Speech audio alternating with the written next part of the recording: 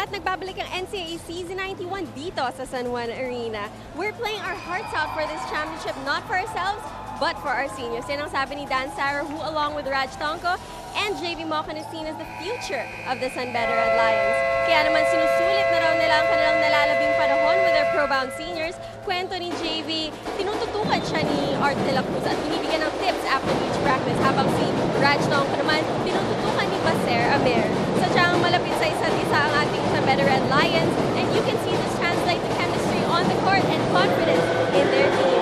Simple lang ang kanilang mindset. To paraphrase something that JV said, it's a great opportunity to be part of the San Beda Red Lions. Let's make the most of every game. Back to you, Anton. Maraming salamat, Siege. Baser Amer going all the way. Starting off the second quarter with a basket and a steal. Unang puntos ni Baser dito sa laban na to. Maraming salamat muli sa pagtutok. Anton Rojas kasama si Coach Olsen Rosella. At maganda yung sinabi ni Siege, yung kanyang report about Raj Tonko, Dan Sara, and JV Mocon. Sila talaga magsa-step up at magiging leaders ng Red Lions pagkaalis ng 6 na graduating players, Coach Olsen. Yes, pinag-usapan natin yung future ng San Beda. At ito nga yun, si Raj Tonko, JV Mocon. At maganda yung sinabi ni Siege kanina na meron silang seniors o meron silang mga veterans na nag-guide sa kanila. Dahil napaka-importante yun. Of course, if you have a player like Art de la Cruz and a player like Baser Amer guiding you and mentoring you. Similar kasi yung size and yung potential skill set ni JV Mocon at ni Arthur de la Cruz. Kaya it's a perfect match that De La Cruz is mentoring JV Mocon. As we see this last play of the game brought to you by PLDT Home TSL, the #1 home broadband. At ito naman si Baser Amer. You can't get a better mentor than Amer if you're Raj Tonko. Parang nakikita mo na ito rin ang mga gagawin ni Raj Tonko, yung mga ginagawa ni Baser Amer ngayon.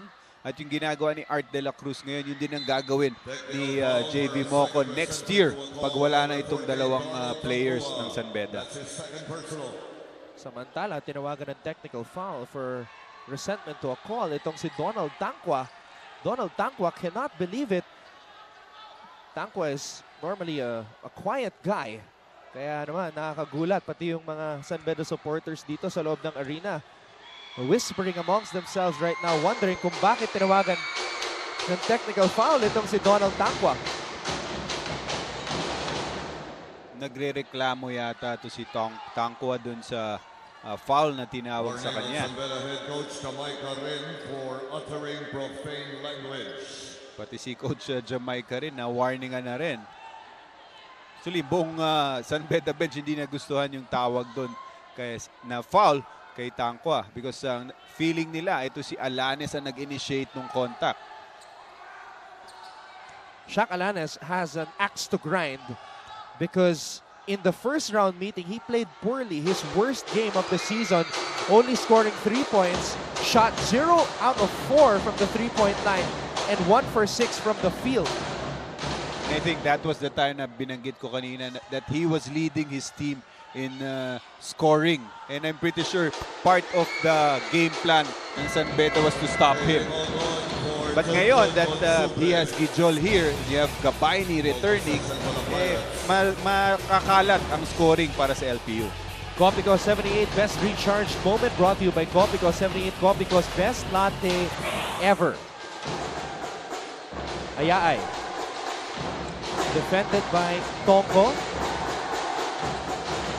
Alanes wants a screen. Foul tinawag dito kay Baser Amer. Holding foul number 7, Baser Amer. Art de la Cruz for Donald Tankwa. That's the second personal foul called on Baser Amer as De La Cruz checks in for Donald Tankwa. De La Cruz and Mocon, two of the tallest players right now on the floor para sa San Beda. Mocon, 6'4", grabs the rebound. Amer with a crossover. Amer, pinasa kay De La Cruz. De La Cruz kontra Beda. Tonko, 6 to shoot. That's a bailout foul right there. Sayang pagkakataon para sa Pirates sapagkat paubos na ang oras ng Red Lions. So si Coach Jamaica ring matching up with that smaller lineup of LPU. Kaya si Art de la Cruz ngayon, pinag-usapan yung versatility niya. He played 3 earlier, 4 ngayon, 5 na ang linalaro niya. Coach Olsen, you just mentioned Coach Jamaica trying to match up with the smaller lineup of LPU. Coach Topex changing his pieces. Pinasok niya si Gabayni at Gijol. Oh, chess match for both coaches. Ngayon, going big naman ito si Coach Topex Robinson. Victor Gijol with block number 3 in the game. Now, will Coach Jamaica try to match that by bringing back Ola Diogo? Tignan natin, minsan you have a big lineup like LPU. Ang advantage mo naman is quickness. Tignan natin kung anong mamamayani dito sa labanan nito. Yung height ng LPU or yung quickness nitong San Beda. Depensahan. Depensahan itong dalawang rookie na ito. Ayaay at Presbitero. Pangatlong foul na yan ni Jesper Ayaay. This is not a good development for this rookie. De la Cruz, pinasa sa labas. Tonko from the corner. In and out. No look pass from Alanes. Pinasa sa loob kay Baltazar. Baltazar, naagawan. Ito na si De La Cruz. Nakita si Tonko. Pass inside to Mocon and he is denied again. That time it was Wilson Baltazar with a block. Ganda tong team defense ng LPU. Hindi nagbibigay ng mga layups eh. Earlier we saw Gijol blocking the shot of San Beda. Ngayon, itong teammate naman yan tumulong sa kanya. Nakakahawa itong energy na pinapakita ni Victor Gijol. Kaya naman, to step up ang kanyang mga kakampi. May tinawag na foul as Tonko took that shot. Now that's the challenge there where you have big players trying to guard the pick and roll. Ang nangyari doon, Gabayni was left all alone against Raj Tonko. And ito si Tonko took advantage of that, getting that foul from Gabayni. Raj Tonko, another point guard from the Red Cubs basketball program. The Red Cubs basketball program really like a factory of point guards, producing so many great point guards na ating napanood dito sa Philippine basketball. And Tonko is just one of the newest products. Oh, it goes a long way back. Ano? You have Coach Ronnie Magsanok, who was the coach of San Beda. You have Coach Eric Altamirano. May mga coaches na yung binabanggit ko, eh, no? Tapos si Boy Bis Victoria, who was my teammate, galing din sa junior program ng San Beda yan. Dindo Pumaren. So marami talagang players ang nagmula sa San Beda. Guards, mga magagaling na gwardiya. L.A. Tenorio is another person from San Beda, right? Yes, naging teammate ko rin na player ko na ngayon. Lakas de Santos. Alanes. Gijol. That's an offensive foul on Victor Gijol, and he cannot believe it. Second personal foul on Victor Gijol. Yun yung sinasabi kong quickness nitong lineup ng San Beda, Anton. Now, they're quicker getting to that defensive position. Kaya nakuha nila yung offensive foul against Gijol. And with this small lineup of San Beda, pwede sila mag-press against this big lineup of LPU. At alam naman natin na itong si Coach Jamaica rin loves to employ that full court press. Lalo na pag pumapasok na ang kanyang maliliit na gwardiya. Those pesky guards from the San Beda side. Presbitero out to Tonko. Amer receives it on the corner. The zone defense by LPU. Parang familiar itong zone defense. Tingnan mo na nasa tuktok. Si Gijol. Di ba ginagawa ng San Beda? Yes, with Ola Adeogun at the top.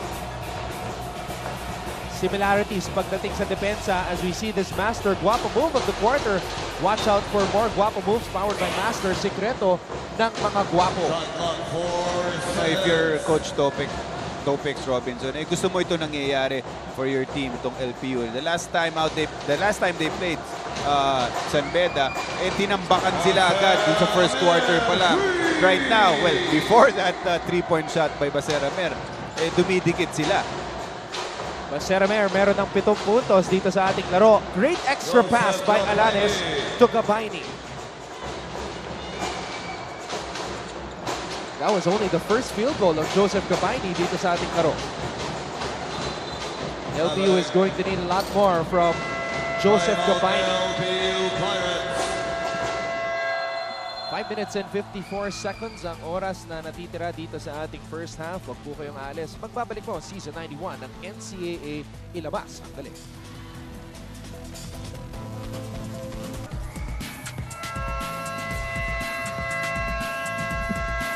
Silipin natin itong fast play of the game brought to you by PLDT Home DSL, the #1 home broadband. Perhaps a preview of the future. Gijol, pinasa kay Alanes. Alanes nakita si Gabayni sa ilalim. The top 3 scores for the Pirates collaborating sa play na yon. Pero ito ang naging problema ng San Beda kontra sa Perpetual maliban sa kakulangan sa rebounding. Sumobra naman ng kanilang turnovers. Malaking problema talaga yan, Anton. If you have 3 of your veterans committing 14 of the 22 turnovers of the team's turnovers, malaking bagay yun. You're expecting your veterans to lead you at talagang pangunahan na yung koponan. Pero pag yung mga veterano mo nagko-commit ng turnovers, malaking problema talaga yun. The Red Lions have to get even more sharper as they move closer to securing a Final Four berth. Amer, pinasa kay De La Cruz. De La Cruz is able to finish. Tingnan mo, kung napansin mo, Anton, talaga nag-change yung pace ng laro dito sa small lineup ng San Beda. Malalaki nga ang LPU, but it's the quickness ng San Beda ang namamayani ngayon. Nakaka-generate ng mga turnovers at nakaka-rebound pa ang Red Lions. Here comes De La Cruz. Pinasa kay Amer, naagawan. Si Amer not expecting that pass from Art De La Cruz. Lakas de Santos, pinasa kay Gabayni. Gabayni with a basket.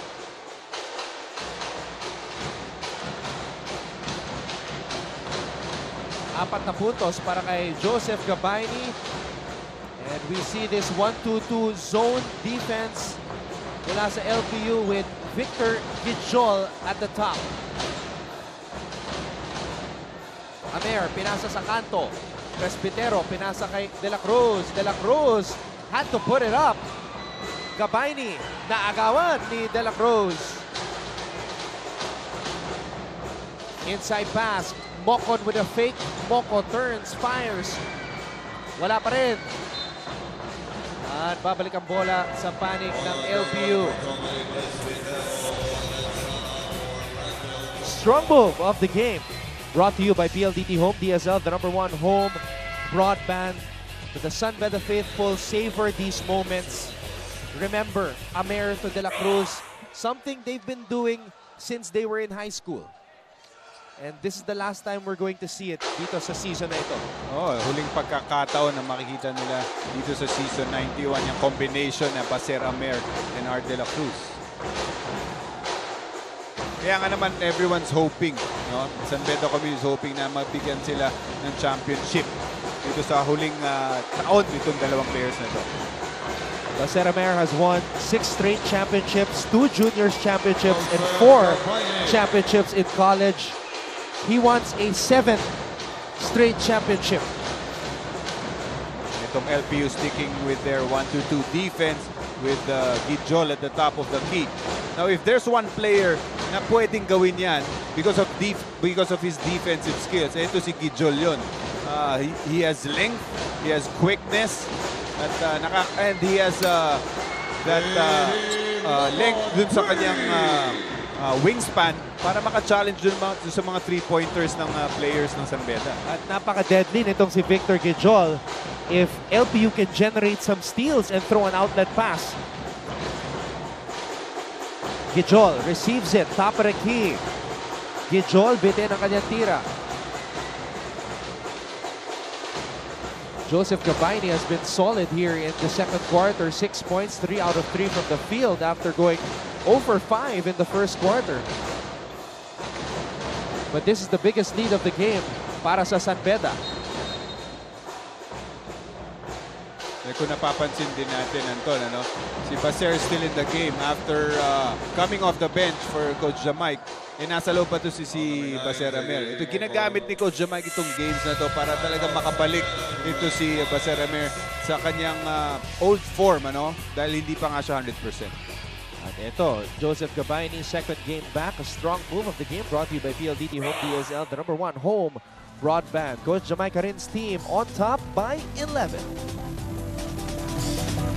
At nagbabalik ang NCAA Season 91 dito lang sa San Juan Arena. Saan nga ba nagmumulang fighting spirit ng ating San Beda Red Lions? Unahin namin ang kanilang campus all the way in Mendiola to find out. Mamaya, halftime, abangan nyo dahil kikilalanin pa natin ang ating San Beda community. Abangan natin yan, Anton, Coach. Maraming salamat, Siege. Buhay na buhay ang mga estudyante ng San Beda College na nakatutok ngayon. This is what you see. Pagpasok mo sa gym ng San Beda, the biggest trophy chest I have ever seen in my life. So many championships, not just in basketball but in a lot of sports in the NCAA. Talagang itong nagdo-dominate itong San Beda. The Lions den, ating papasukin at the half. Abangan natin yan. Third personal foul ni JV Mocon, who started for the third game, or rather in his third game this season. Second straight game na nag-start si JV Mocon, but third game overall as a starter sa season 91. Will take a breather after incurring 2 personal fouls, or rather 3 personal fouls, excuse me.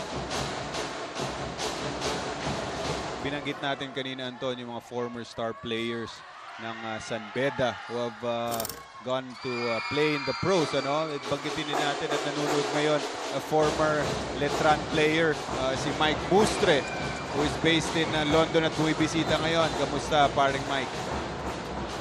Legend. Checking out the NCAA Season 91 games. Thank you so much to everybody getting involved also sa ating social media discussion, including the hashtag Galing SBC at Galing LPU. And I was checking the stats earlier sa ating sports.abs-cbn website. Right now, number 7 ang San Beda sa hashtag Galing SBC with 233 mentions. At namumulelat ang LPU, number 10, Coach Olsen, 193 mentions lang. Kaya naman, sa lahat ng mga LPU... Nagpaparinig na to si Anton sa lahat ng mga LPU students at alumni. Yes, kailangan nung maghabol. Kaya keep sending those tweets. We still see a lot of LPU students here. Kasama natin sila sa pre-game kanina, Coach Olsen. So the support is still there for the players. Baka masyadong busy na nanonood at hindi makapag-tweet dito. You can check the numbers on sports.abs-cbn.com. Copico 78 Best Recharge Moment brought to you by Copico 78, Copico's best latte ever. Rich Monsunga playing for the first time para kay Coach Topex Robinson ngayong araw. Also started a couple of games for the Pirates ngayong season. Soliman also on the floor now. Task to defend. Dan Sara. Ola Adeogun. Inaatrasan itong si Gabayni. Adeogun likes this matchup. At mukhang may sinabi pa itong si Ola kay Otep Gabayni. Pangatlong foul ni Gabayni dito sa ating laro. You see on your slow-mo, hindi nila pwedeng iwanan ito si Gabayni. Single coverage kay Ola Adeogun. It's either 2 points yun o foul. At yun na nga nangyari. Nagbigay ng foul doon si Gabayni. San Beda, 16 points off of turnovers. That is one of the key stats ngayon. At talagang binubugbog nila mga big men ng Pirates sa ilalim. Ola Adeyogun. 6 na puntos dito sa ating laro. As Jeb Bulawan checks back in. Gabayni will check out. Now this is the biggest lead of the game for SBC. 39-26. Yes, after a tight first quarter, dito nga sa second quarter, umalagwa itong San Beda. And because of that small lineup na nakita natin, na pinakita nila, using their quickness in defense, forcing some turnovers from LPU. Kaya ito, lumaki na yung kanilang kalamangan. No graduating players on the LPU side, Coach Olsen. This year was really Coach Topex's year to get the feel of being a coach, inheriting a different type of team. Because when he first came in, he inherited a very strong team with the likes of Abueva, Sanggalang, and Ronald Pascual in San Sebastian. Ngayon, ibang classic sitwasyon na to para kay Coach Topex. Actually, I had LPU before the season. Ano? Ang inisip ko sa LPU, this team will pull some surprises. Long shot nga, sabi ko, to make it to the Final Four. But with only 3 wins to show, a good future for them. Fast play of the game brought to you by PLDT Home DSL, the #1 home broadband. AC Soberano with a basket for the Red Lions. Ola Adeyogun wanted a regular block pero may tinawag na foul. Ola's got to be careful.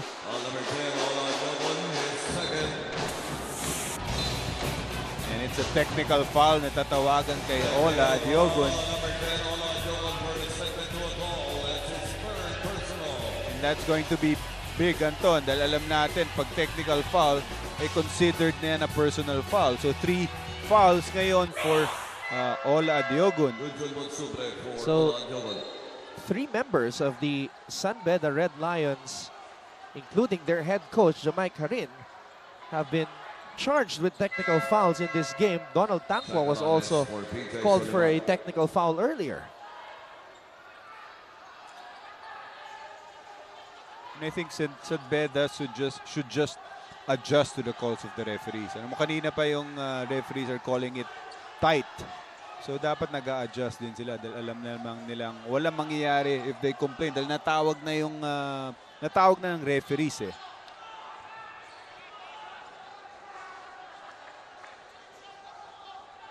So technical free throws on the way once again para dito sa kubra ni Coach Topex. Wilson Baltazar will take these free throws with 1:40 to go dito sa ating first half.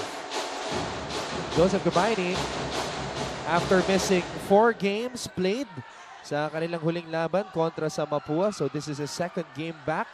The reigning defensive player of the year. I was talking to him earlier. He says he has 2 more years to play dito sa NCAA.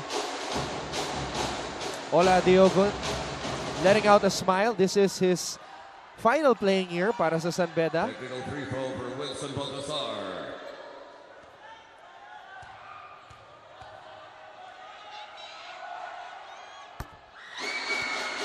Eight points na para kay Wilson Baltazar. His last 4 points came from the free throw line. So 3 free throws para sa LPU plus possession.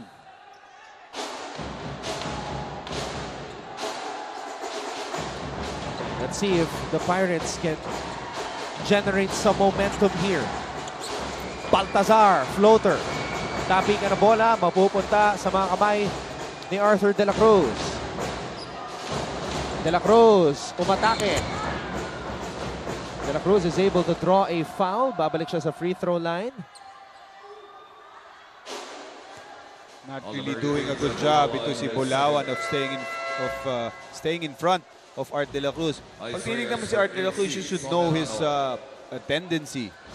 Art De La Cruz is strong to his left, but in that instance or in that sequence, dire-diretso to si Art De La Cruz sa kanyang kaliwa. At hindi napigilan ni Bulawan. Malakas talaga to si Art De La Cruz going to his left. Yusei Koga back in the starting lineup today para kay Coach Jamai Karin after coming off the bench for the first time this season kontra sa Perpetual. Nakita naman natin yung strategy ni Coach Jamaica rin kontra sa Altas. He started Ice Reyes para depensahan si Scotty Thompson. And that's the role of Ice Reyes dito sa San Beda. It's more of a defensive player, defensive stopper para kay Coach Jamaica. Arthur De La Cruz now with 10 points in the game. And this full court man-to-man pressure na pinapakita ng Red Lions giving problems to the Pirates.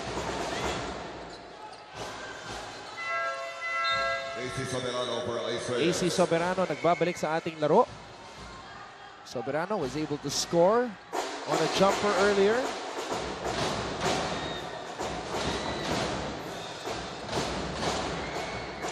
Monsubre, linabas ang bola. Koga looks up at the shot clock.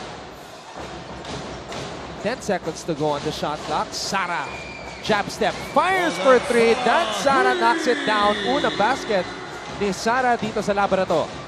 Yes, good ball fake by Dan Sara. Getting that defense na umurong do sa kanto and freeing himself up for that three-pointer.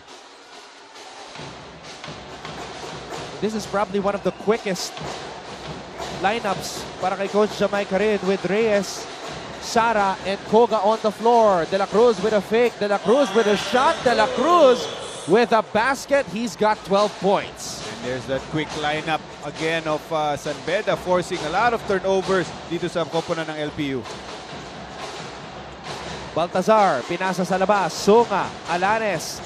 They go back inside. Bulawan with a fadeaway. Beda, wala pa rin. Alanes for 3. Bitin. And that will do it for the first half. Biglang bumulusok ang Red Lions. They were only leading by 2 at the end of the first quarter. Pero dito, sa second quarter, in-outscore itong koponan ng Pirates. And now they are on top 49-31. Halftime stats, analysis, and more sa aming pagbabalik. Hindi pong napapanood ang Season 91 ng NCAA. Ilabas ang galing.